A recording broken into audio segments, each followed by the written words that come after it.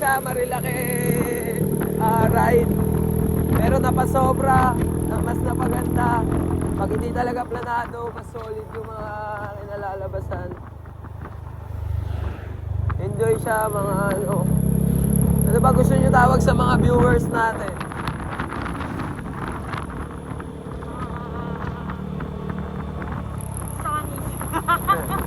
Mga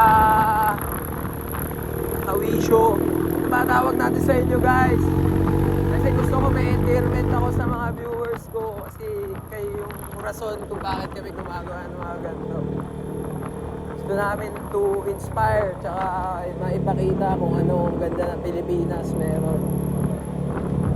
Hindi lang sa Pilipinas, sana sa mga susunod. Pero solid kung pagkakaloob sa atin ni Lord na sa ibang na next time malay natin sa ibang bansa naman tama natin pa rin syempre one and all si Miss Joyce. Yes ma, marurot na tayo konti kasi mausok yung motor ng kaharap eh oh. Solid.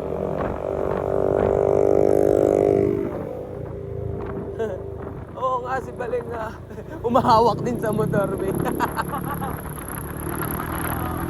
Solid dito guys, mga view. Oo, kita nyo yung sunrise, sun-kiss na kami. Next time, upgrade tayo ng mga equipments. Pag nakaipon tayo, subukan natin mag-focus sa vlog. Pakita natin kung ano ang mga ganda sa Pilipinas. Aralin natin paano pag-edit ng mga videos.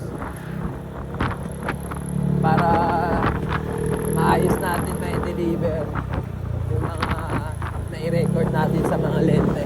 Yeah. Bibili pala muna kami ng Beyblade guys.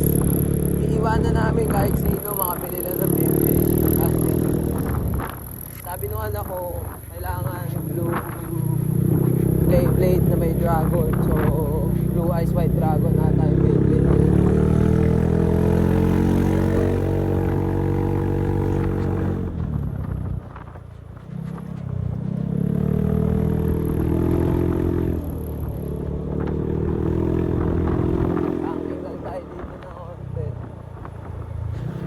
Kailangan ko maayos yung camera guys. Mas maganda siguro pag hindi maganda pag naka-portrait eh. No? Kasi lahat tayo naka-landscape.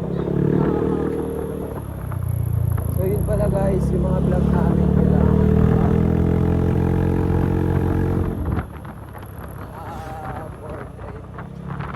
Kasi mas maganda i-edit pag yung mga video natin na-record. Puro landscape. Para on-screen solid yung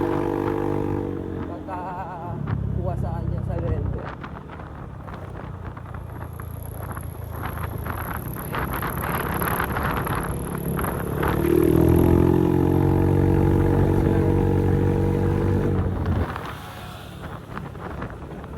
Kita nyo naman kung sino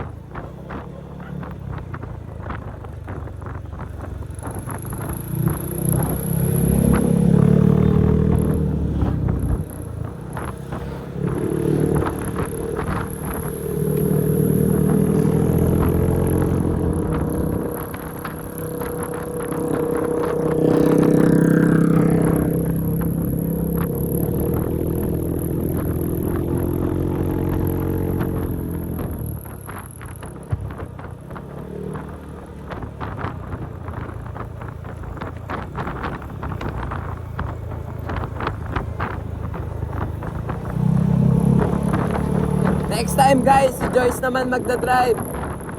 Parang si Baleng, oh. Solid.